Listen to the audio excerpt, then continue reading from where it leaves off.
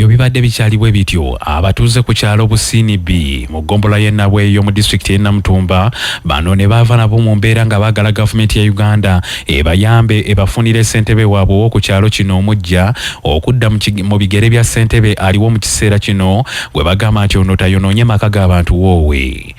Bano bategeezezza nti kaakano omukulu ono agenda yeegadanga n'abakyala bonna abali ku kyalo kino nga yeeyambisa amaanyi galina nga ssentebe w'ekyalo ekintu ekikontanira ddala n'amateeka. Bano kaakano bategeezezza nti baagala ne sitampu y'ekifo kino agiweeyo mu bwangu ddala awamu n'obuyinza bwonna obumuweebwa abuweeyo agibweko obuvunaanyizibwa bwonna bumutikkulwe oba oliawo abantu baabwe banaasobola okubeerako emirembe n'amaka ne gaddamu okuwadaawadako. Atusuukire kizibu ku bakyala baisu eddala nze so twabanga mu nnimiro ye nga abanoonya mu nnimiro ko balemeseeyo yakola nakutuyitira maka ninze Katooko magamba ninze Rogers Mankati Rogers nga ndi mutuuzi w'Obusini B kuzwa eno Obusini nga ndi mu igombolole Nabweyo.